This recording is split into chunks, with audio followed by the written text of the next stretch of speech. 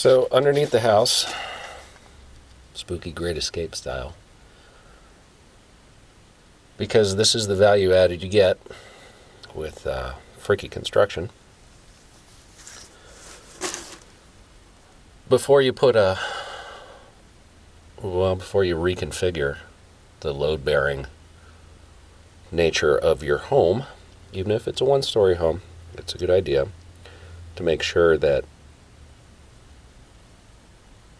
the new stuff, the new load points that you're creating can be supported by a floor that can actually take the load. So that's what I'm doing.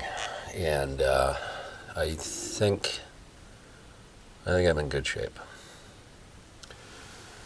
I'm using as a reference this handy dandy, used to be a gas pipe, which just happens to come up right in the middle of the floor cleat of the wall cleat that all the 2x4 studs in the wall that I'm taking out are in. So that tells me right where the wall is that I'm replacing. So that means that going across there, north to south, instead of a wall, there's going to be a beam.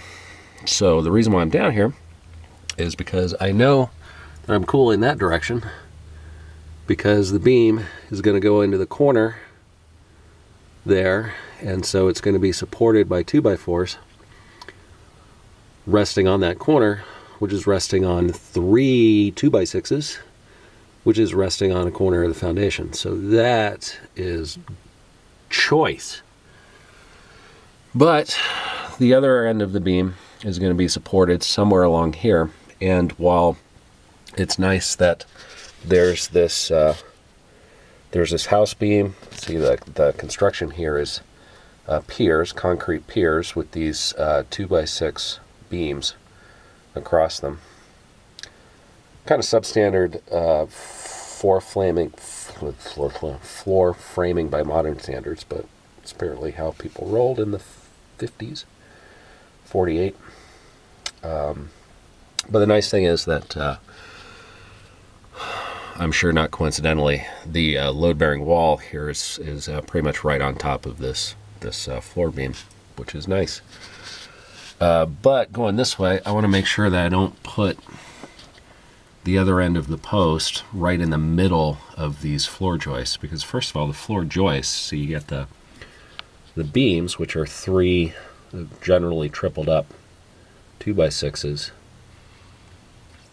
but then the floor joists are just 2x6s, but they're single 2x6s, and they're average about almost 20 inches apart, maybe 18. They maybe go from 16 to 20, but that's definitely substandard by modern standards. So I want to make sure that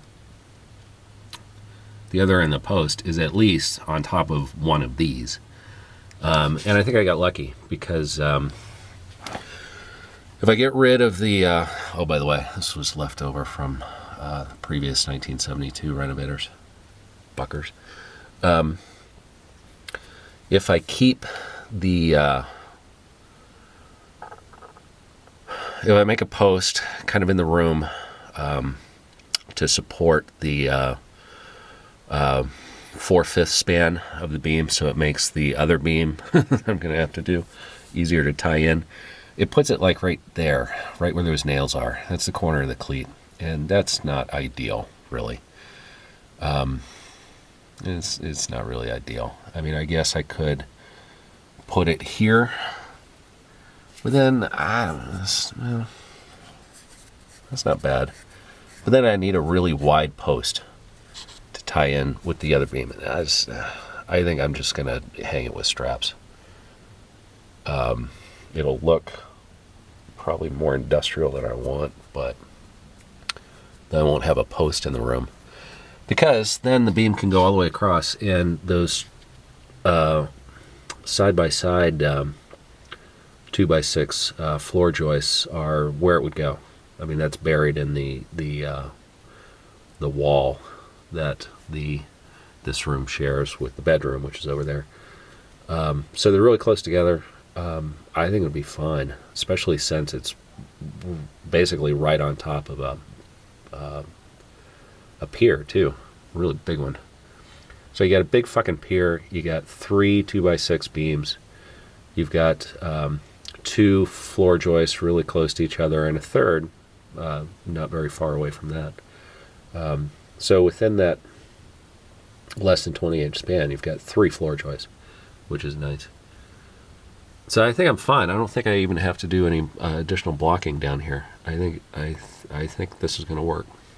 I think it'll be just fine.